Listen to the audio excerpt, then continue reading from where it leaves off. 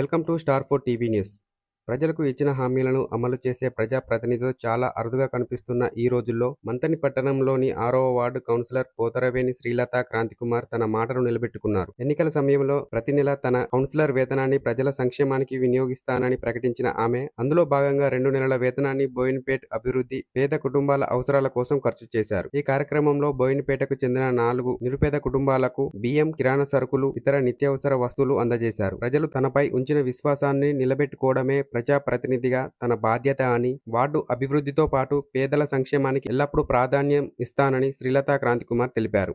ఇప్పటికే స్వంత నిధులతో పలు సేవా కార్యక్రమాలు చేపట్టిన ఆమె ఆర్థిక ఇబ్బందుల్లో ఉన్న కుటుంబాలకు అండగా నిలవడం, అత్యవసర పరిస్థితుల్లో సహాయం అందించడం, సామాజిక సేవా కార్యక్రమాలను కొనసాగించడం తమ లక్ష్యమని పేర్కొన్నారు. ప్రజల సహకారంతో బోయిన్పేటను అన్ని విధాలుగా అభివృద్ధి చేసి ఆదర్శవంతమైన ప్రాంతంగా తీర్చిదిద్దేందుకు కృషి చేస్తానని వెల్లడించారు.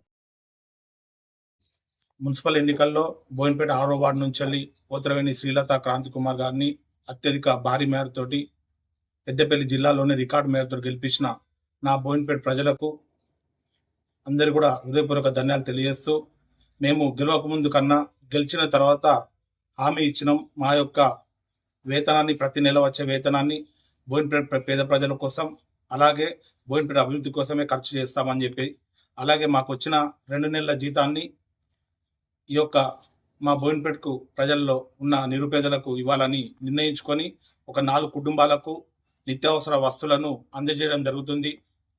ఇలాగే ప్రతి నెల మాకు వచ్చే వేతనాన్ని మా 5 ఏళ్ల పదవి కాలంలో ప్రతి ఒక్క వేతనాన్ని కూడా బోయిన్పేట పేద ప్రజల కోసం, అభివృద్ధి కోసమే ఖర్చు చేస్తామని చెప్పేసి తెలియజేసుకుంటూ, మమ్మల్ని ఇంత భారీ మేరతో ఒక ఇండిపెండెంట్ అభ్యర్థిగా నిలబడ్డా కూడా పార్టీలు చూడకుండా మమ్మల్ని ఇంత భారీ మేరతో గెలిపించిన బోయిన్పేట ప్రజలకు ప్రతినిత్యం అందుబాటులో ఉంటూ నిస్వార్థంగా నిరంతరం సేవ చేస్తానని చెప్పి మరొక్కసారి హామీ ఇస్తూ నా బోయిన్పేట ప్రజలకు ధన్యవాదాలు తెలియజేస్తున్నాను.